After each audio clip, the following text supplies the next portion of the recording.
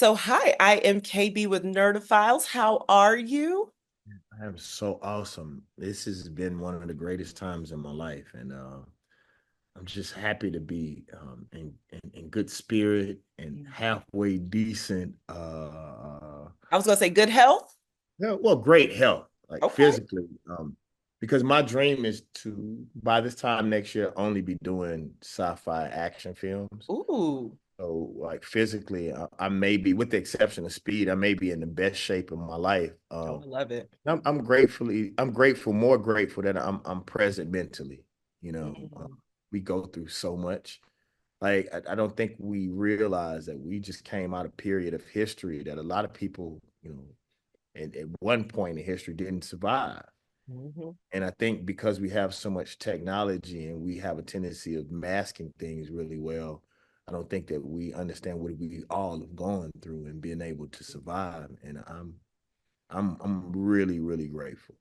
Yeah, you're right. I mean, things have fundamentally shifted and changed for us. I think, kind of going through what we did as a global collective, like things are not the same. It really shaped us in new ways that we weren't anticipating. But could be seen as something better. Now I think we are more focused on really heart to hearts and having better conversations and communication with our community, and so that's lovely to see. Yeah. And let me tell you why I think I know that that's the case. People actually even speak more in New York. Like when I walk through the streets of New York, I think after all the stuff that city has gone through, it's Mhm. brought a level of humanity. And I know if New York can do it as a person from Mississippi, that Uh-huh. I know the rest of the world can too. So we do have a certain level of hope. Yes, yes, yes. So first, I got to episode 6 and I was like, not Mo Slim, like, dang. But then I had to remind myself that nobody is safe on the show. Like, truly, that was established, I think, very, very early on that no one is safe. So I have to ask you first, do you think that there are any actions that Mo regretted when it came to how he handled the robbery and even wanting to get Frank out? None at all. I mean, if you look at it, if Taraji wouldn't have grabbed the gun, Mo made the first move. Hmm. So Sam wouldn't have made it. Frank wouldn't have made it if Taraji wouldn't have taken the gun. So the thing is, man, I'm really grateful. Like black people are really, really reacting to Mo Slim. And I was telling somebody I approached this character a little bit different because Tasha Smith taught me that a lot of times they give us these characters so that we can portray different caricatures and different stereotypes. And I'm not saying that this is the case because Black people brought this to fruition. But what I will say through that, Tasha Smith showed me that it is my responsibility to bring a certain level of humanity to whoever I portray, because these people are a subsection of our culture and they demand the attention, they demand a certain level of respect Mm. and or the fullest amount of respect that we can give them and attention to detail. So for me, I'm the guy that made like a pimp. Yeah. So like I approach tough men from a vulnerable standpoint. Because if you look at real life, usually a bully comes from being bullied. Usually a pimp comes from being hurt, being taken advantage of himself. And other communities never want to realize that a lot of times I was telling somebody that when I was researching this character and I found one of the most notorious pimps in the Midwest. And because Mo was from Missouri, I wanted to find someone who was engulfed in the same situations that he came from. And they asked him, "What did you want to be when you were a child?" And you know what he said, sweetie?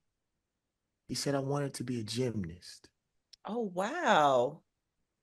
And what that showed me was the disparity in some of our neighborhoods. He Hmm. didn't want to be something aggressive like a football player, a drug dealer, or a policeman, or nothing like that, and just fell short of it. He wanted to be a gymnast. And so for me, I think the way that I played Mo, and if you remember right before I did the monologue with Sam, if you look, he was sitting over there smoking. He knew if he said something to Frank, it wasn't no pulling that back. Right. And and I was telling somebody, and you have to travel with me to really get what I'm saying. If you remember, Frank asked him, something wrong, Slim? Hmm. Maybe if Frank wouldn't have ever asked him that question, because he was sitting there like, shit. And if you look at his whole body, once he decided to do it, he was like, fuck it, let's go. Right. Right. And Things that's shifted in usually his body language. right. That's usually how it happens in life because he knew it was war. Him or Sam, I mean, excuse me, him or Frank had to go. Hmm. And can I tell you something personal? Is because I like your spirit. I was sort of feeling something, so I give you something I haven't given anybody else yet. Yeah. Um, when they changed the script a lot while Mm. we were shooting, and everybody on set for the most part knew that Mo was gonna die before I did, Oh, and wow. that really bothered me, But God revealed something to me. You got to think about this. I could have lived and had a very small role that nobody would have ever remembered, right? We know what Sam does. There's not many people on this planet or aliens that can be in the same space as Samuel Jackson. So you even got to think from a business perspective. They paid Sam and Kevin. So to a certain degree, if you are even in that stratosphere or in that area at all, there's no way for you to survive.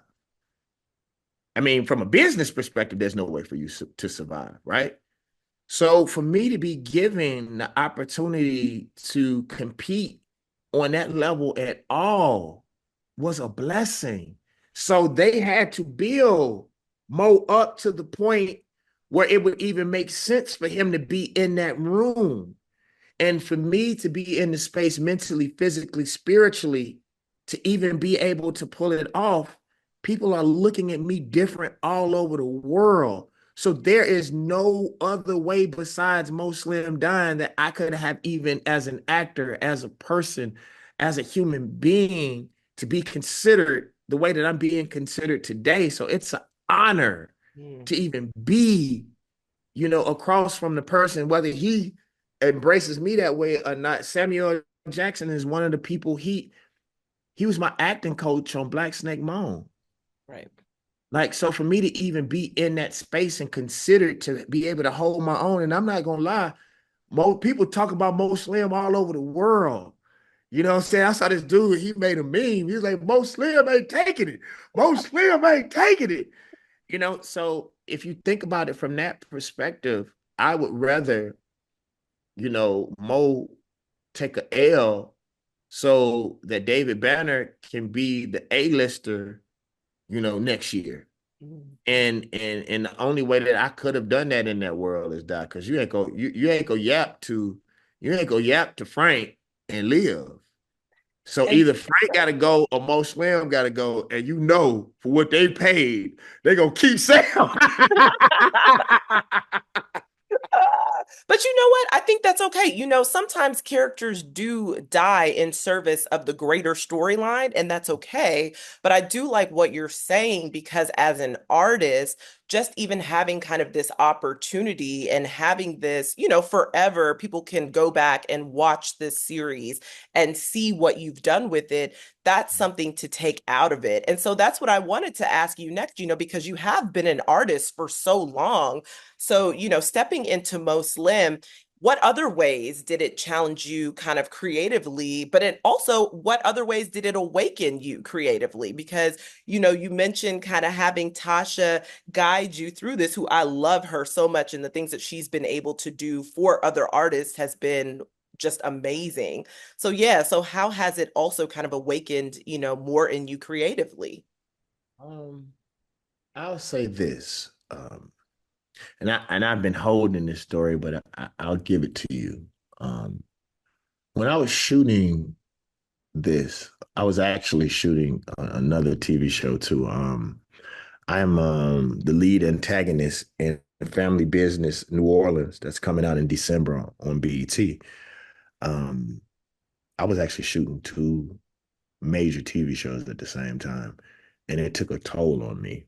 And personally, I was going through one of the hardest times in my life.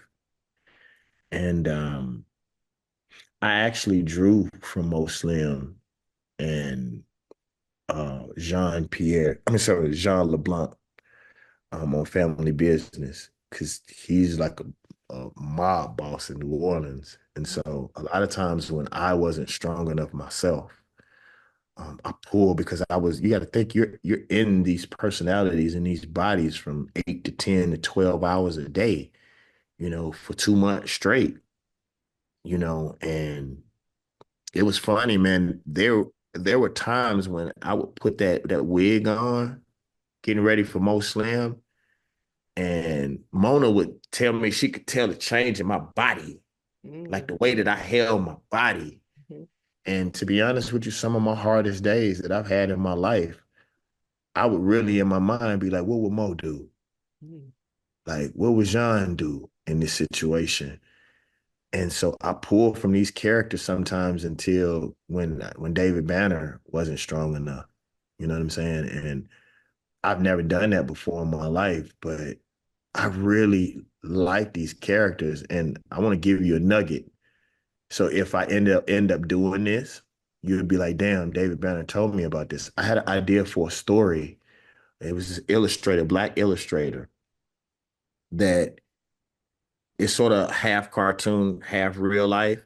Mm-hmm. That this illustrator, his characters were alive in his mind and in his world, but like let's say when he ended up getting this big opportunity and became a producer instead of a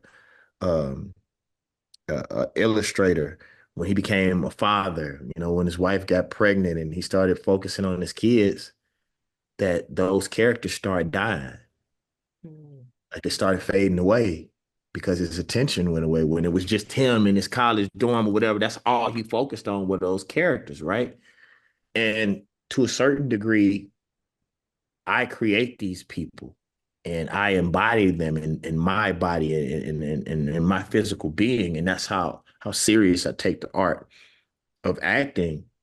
But then in a certain, because somebody asked me while I was just at Jazzy Jeff retreat, Mm-hmm. and somebody asked me, they was like, "Yo, I heard that Pop drew a lot from Bishop." And what they were trying to do was take a stab at Pop. But I was like, no, I feel him because sometimes we need those things. You got to think about um Terrell Owens when he always talked about T.O. Mm-hmm. Think about the Mamba, when it came to Kobe Bryant and him having to separate himself in order to become something that would help him project himself forward.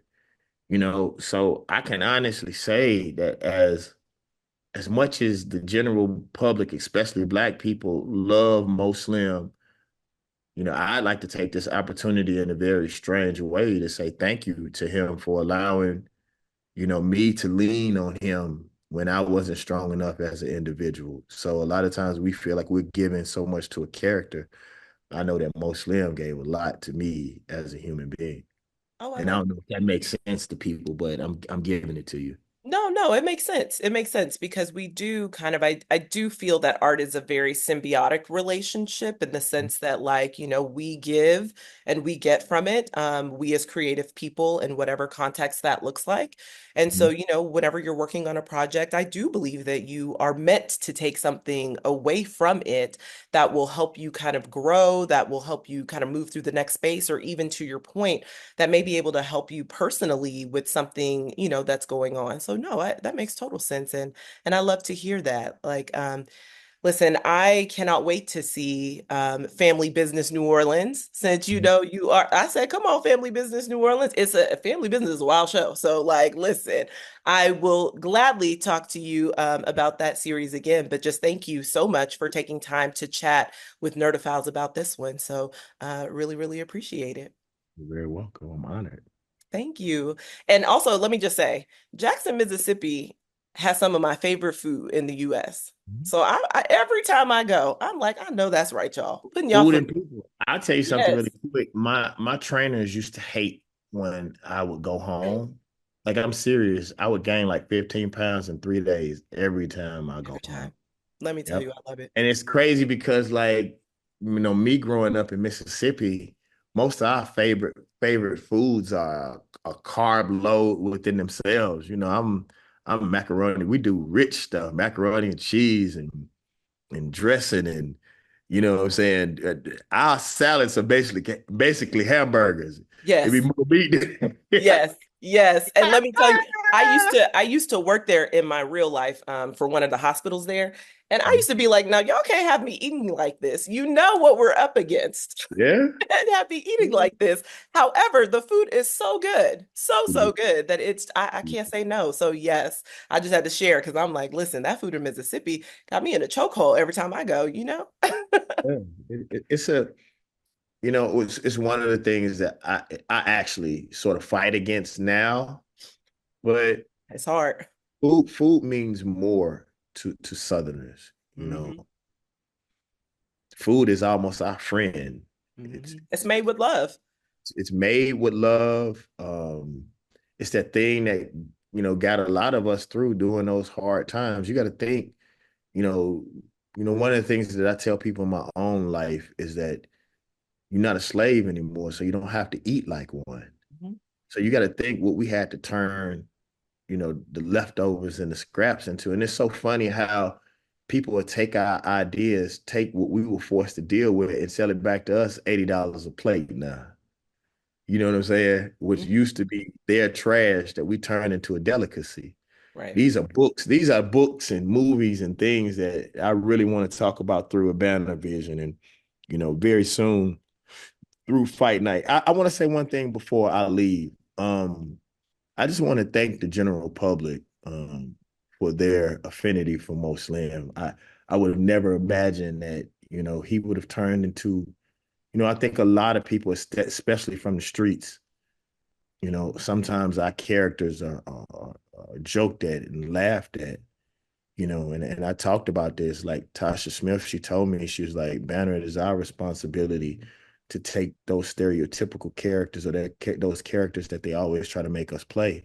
And I don't believe that was the case in this particular project, but we have to give life to them.